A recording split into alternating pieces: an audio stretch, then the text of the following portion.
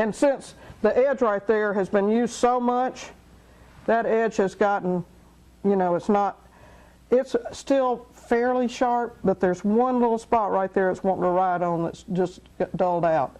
Yeah, it's like, you know, if you use a tool and you scrape with it, you take the burr off, and then you have to resharpen it before it gives you a clean cut again. You're just fighting it. So when you start fighting with your tools, turn the grinder on. We watched a demonstrator, Steve Pritchard and I were sitting there saying Barbara Dill hadn't sharpened her tools the whole time she was there. And her cuts were still good, and I was like, how did she do that? What was her secret? I have to sharpen mine all the time. I mean, I keep my grinders right behind me. I turn around, do that, and go back to work because I don't have time to mess with trying to fight. Now, that's fairly smooth on the inside because, number one, it's Bradford Pear, and number two, I turn fast, which gives you a cleaner cut. If you want to sand the inside of that, I dare you to see who's going to look at it after you put that insert in there and see how good it is. One guy was like, I sanded the whole inside, and I'm like, well, good for you. You must have more life ahead of you than I do because I don't have that kind of time. All right, now you want to put an insert, and you need to make sure you have a nice clean edge for that insert. Let's see it. And I like, well, I thread the inserts. I don't usually thread the vessel because if anything ever goes wrong, I can always put in a new insert. And I try to get this as flat as possible across there. So when I make an insert, it sits down in there, and and I use epoxy. I used to use CA glue, and I try to leave just a little flat spot right there. You see that? Just a little flat. It fits a little better if you do that. It gives a cleaner surface. So what you've done is made sure that your opening is round. It doesn't have the little chunk outs where the tool bounced off of it as you were hollowing, because it'll do that. And Mortimer tells you when he hollows not to do the top part until very last. And you know, when you're doing a big piece, that may work better. I don't know. I always did it my way.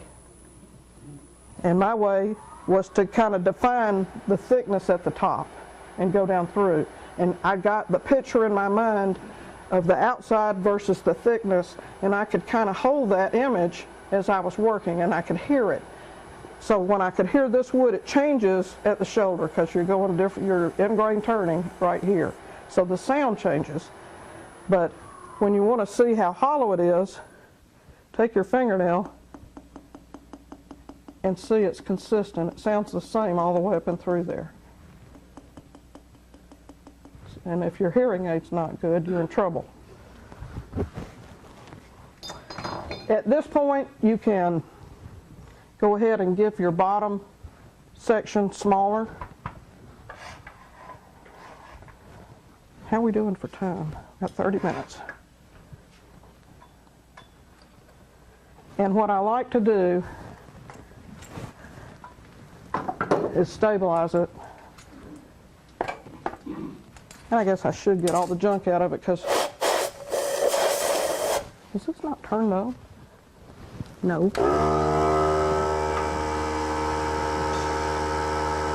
This is Nick Agar. I don't know what's wrong with the darn compressor. It sounds like it's leaking.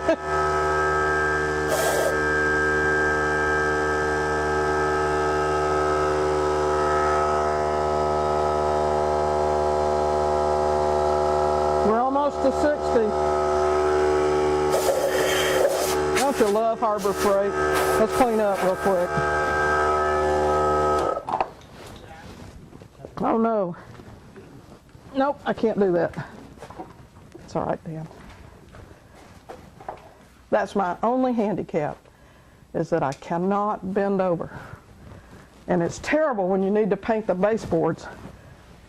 We went through that last year. I got one of those little Harbor Freight roller crates and put a piece of plywood on it. And I brought my little ladder with me so that when I needed to get up, I had some way to hang on to something to pull myself back up.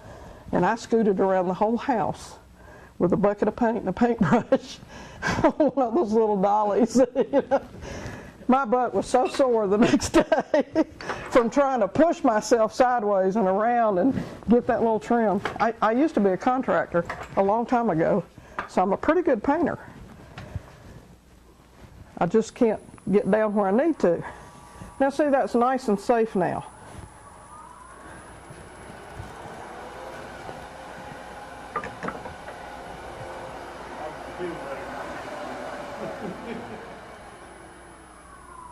I feel better now being in the line of fire. You know, I've only had one knock on the wood. Yeah, this is it. You know, I'm demonstrating at the symposium this year. Mike Peace and I both are demonstrating, and Jack's demonstrating. Right? You're teaching all of us handicapped people how to deal with it.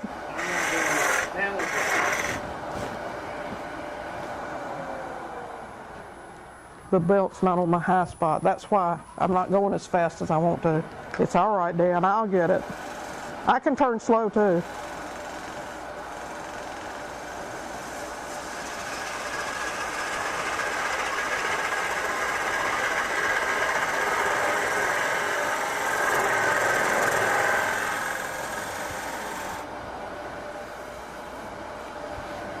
It's moved just a little bit since it's been turned, just a little tiny bit.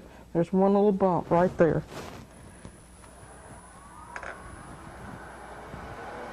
See right there? Can you see it? My shaping sandpaper, right, Jack? Turn it way slow and get the 60 grit sandpaper.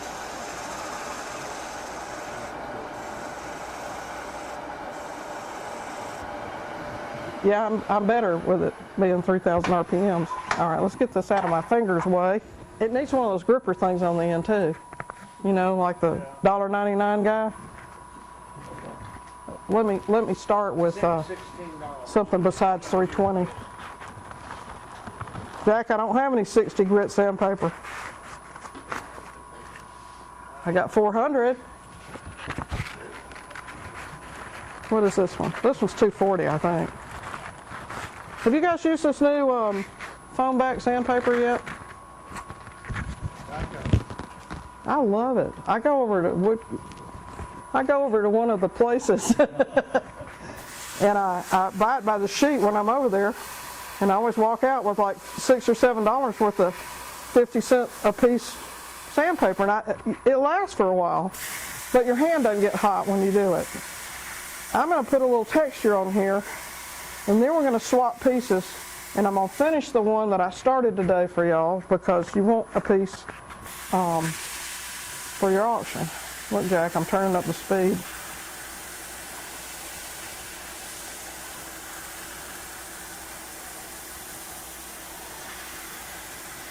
And that's pretty smooth enough for the texture. I've got a Wagner texturing tool that I've been learning to play with. One other thing you want to do, get the trash stuff away from the back side here, because the texturing tool can catch it, so you want to make sure it's not in your way before you start.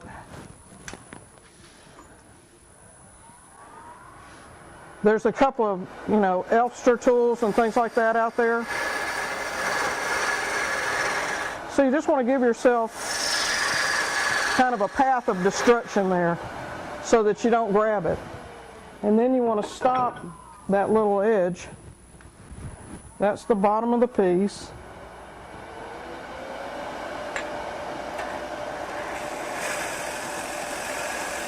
And just end it right there, and just get away a little bit of that so it goes kind of below the surface. You got a little bit of room, because if you decided to take your tool all the way down to the bottom when you were texturing, that would give you a little free space there to keep you from getting in too much trouble.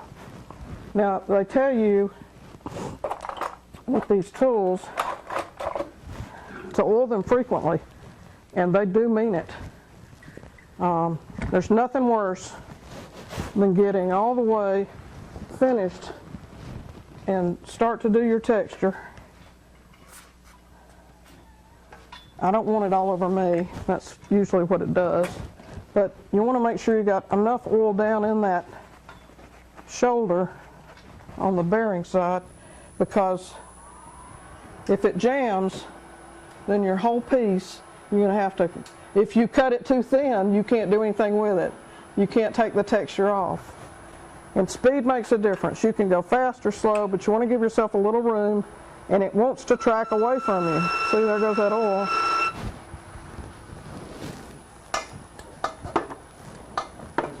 I got it. That was a miracle.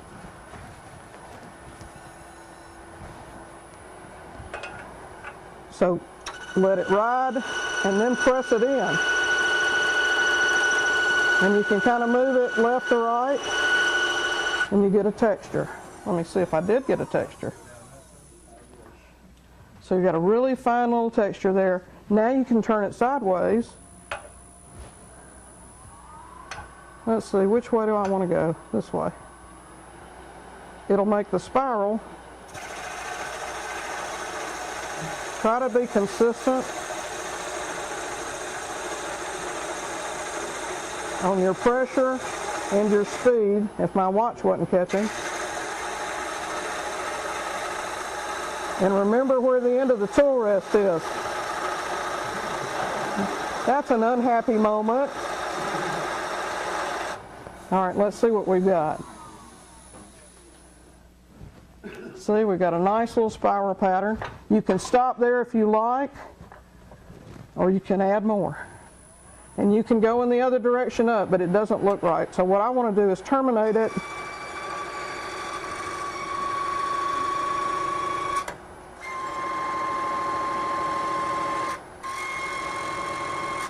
Let's see what I got. So it gives you a little different pattern. At this point, I would either dye this or spray it with, I like the flat black spray paints. And I like the flat black because the glossy doesn't let your next coat of paint stick to it as easy. So the flat's got a little more what we call tooth, a little roughness to it. And I use a lot of metal flake paint, so this one has been textured. I got 15 minutes, right?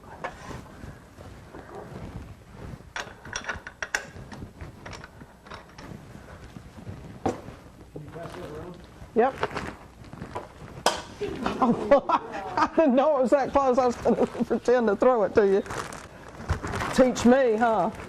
Now that it's cracked. So much for that camera. All right. Basically, the same thing.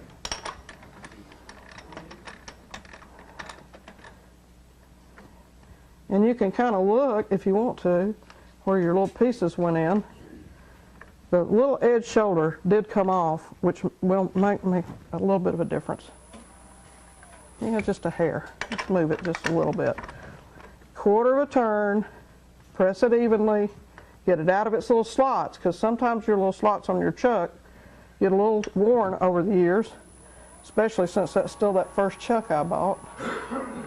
It really is the first one I bought. It's had more jaws. This one has black spray paint on it now. Tomorrow it'll have acetone on there and it'll be gone. Okay, so we've done the texture on it. We've got it pretty even, but we need to make an insert for this piece. So now it's on the chuck and I have to take it off to make the insert because I use the other chuck. You know, for the sake of time, let's put the color on it. Let's put the metal color on it first. That way maybe it'll be dry before I get the insert finished. Here's your choices. If you loosen the chuck up, you were going to take it off. I was going to, but it's not that loose. Okay. I'm gonna run it really slowly.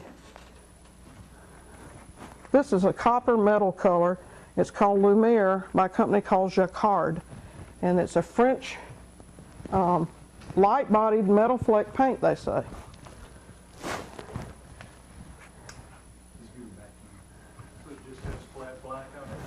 It's just got flat black on it.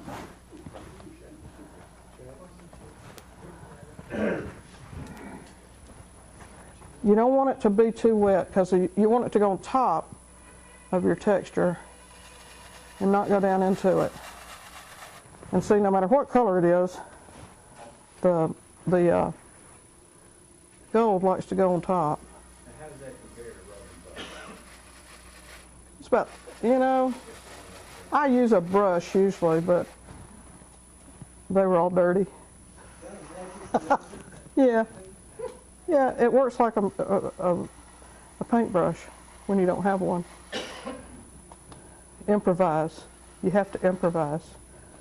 When you get forgetful and you can't remember what your name is, you're like, oh, I thought I brought a brush. I thought I brought some paint too.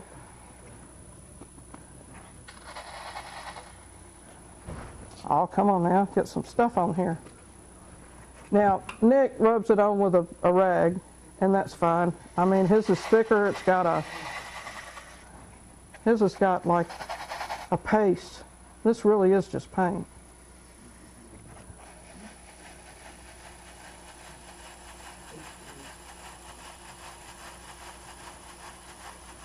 And the black paint creates an optical illusion. It makes you only see what's on the very top surface and pops it out at you. It's like creating a shadow in a little line, you know, makes that line when you want something to really stand out, cut a little tiny depth of a line for it.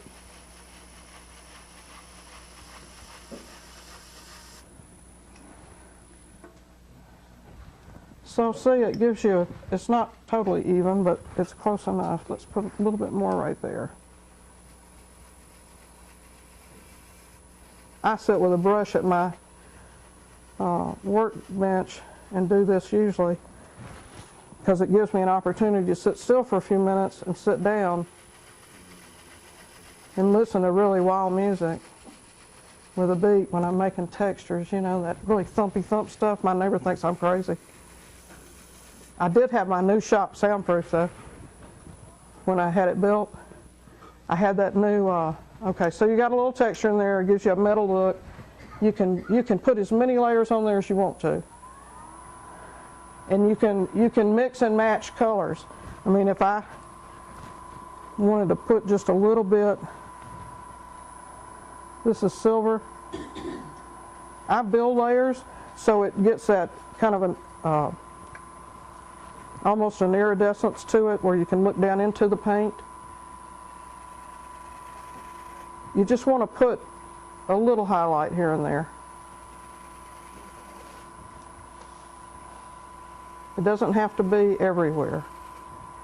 And sometimes going in the opposite direction. When you're brushing it, you might want to brush, you know, at an angle across the grain,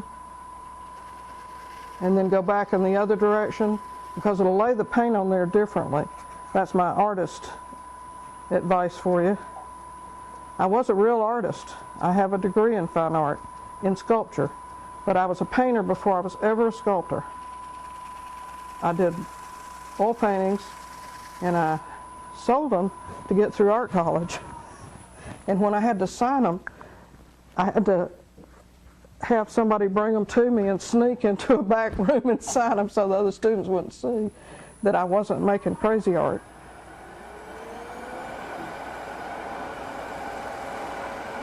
That just kind of burnishes it just a little bit, picks up some of the surplus. So now you got a different kind of look, and it's still wood. And I was told before at one of the symposiums to not to do the paint on the bottom. And I thought, you know, the reason I don't do the paint on the bottom is because I want people to still be able, that's not going to be where it needs to be. I want people to still be able to see that it's wood. And that's the only way they can tell. Once you put the insert in there, they can't see any other part that's wood. So I leave the bottom, and it's kind of, they're just not happy with me for doing that.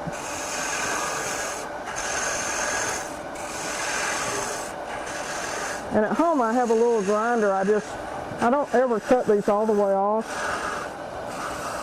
until today.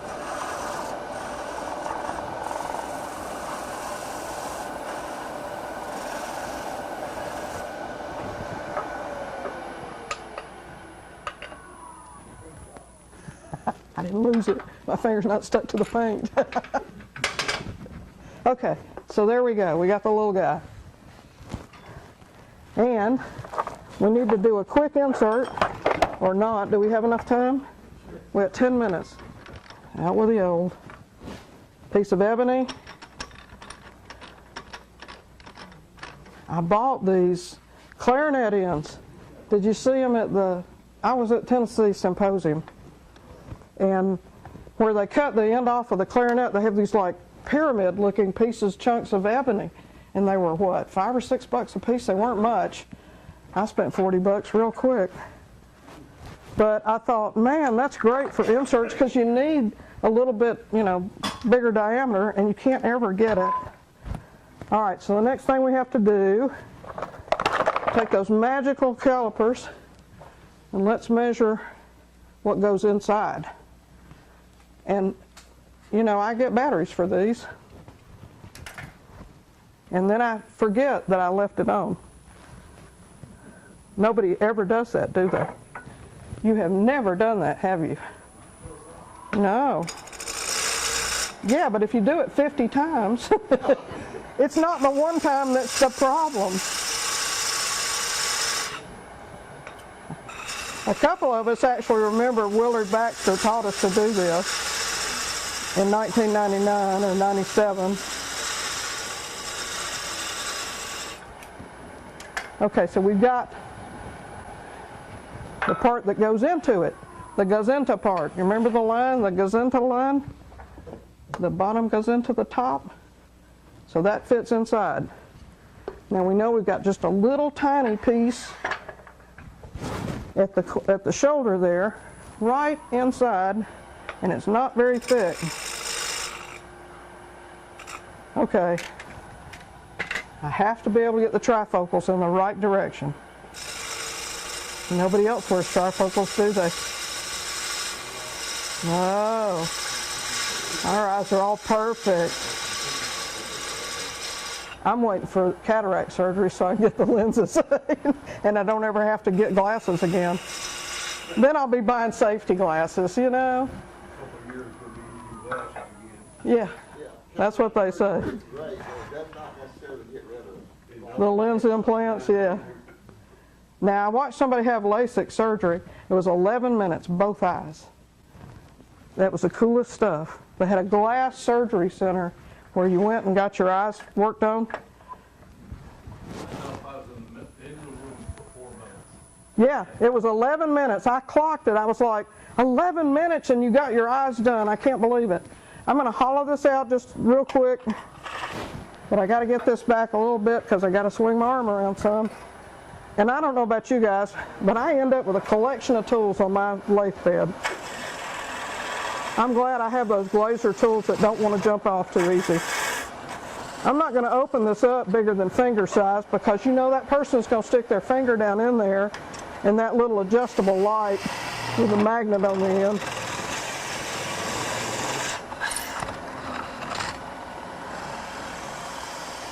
Okay, and then my little straight guy here, let's clean that shoulder up from this side.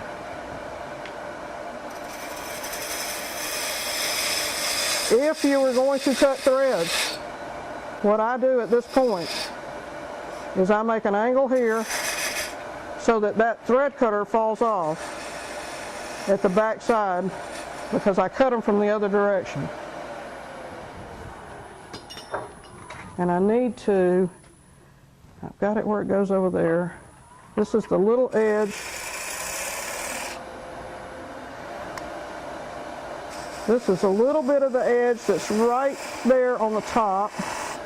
And see if you cut it that way, see how shiny it got? It's a nice clean cut from that direction.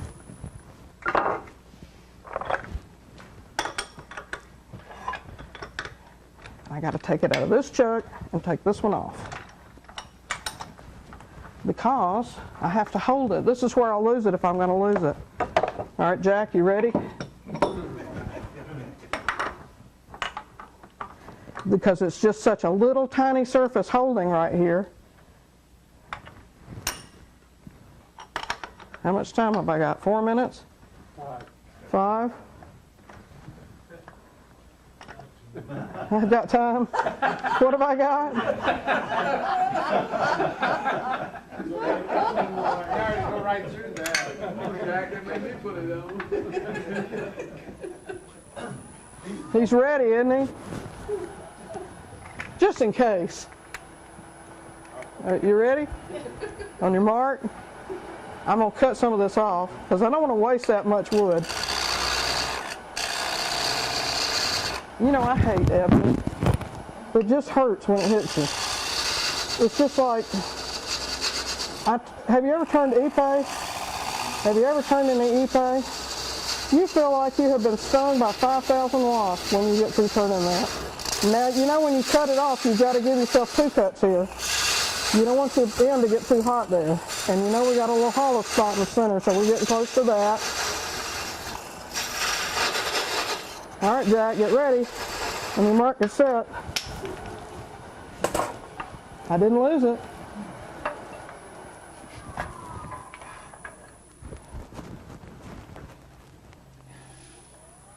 And all that's going to go bye-bye.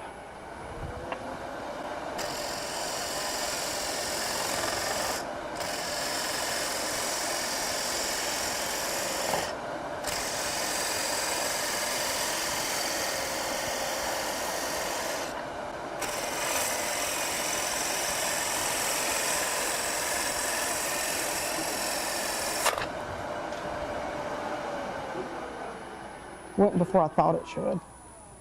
You see how bad I chunked. I didn't do too bad. It'll be all right. I got to clean up that edge just a hair. And with ebony, that is where you will fracture it.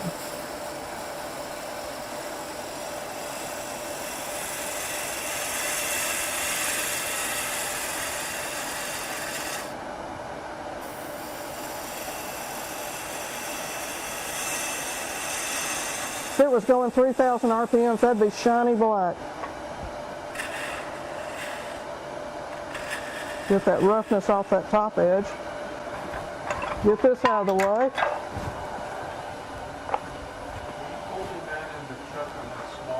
That little small shoulder I made, that's all that's holding it. That little baby shoulder in there, I think that was 400. Huh. I don't usually have to sand these.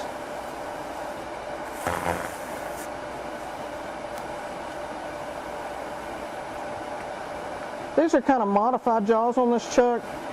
Every time I clunk them, I modify them a little bit more. You've never done that either, have you? Okay, so we've got an insert. It's not perfectly smooth, but you got the idea. And when I find out the tool that I just dropped, right here, remember lefty loosey, righty tighty, lefty loosey? That's where you'll mess it up for sure. Now we have the piece. I'm in New Zealand, Chuck, and all that. And you have an insert. Ta-da! And 30 seconds to spare. Thank you for having me. Did you learn anything? You're going to go home and make these, right? These are just kind of cool things. You know, people can't afford the big pieces all the time, but they can afford a smaller piece. So you have a variety. And I'll be at Artsapalooza in Sandy Springs this weekend, Saturday and Sunday, 10 to 6 on Saturday, 11 to 5 on Sunday. Bye.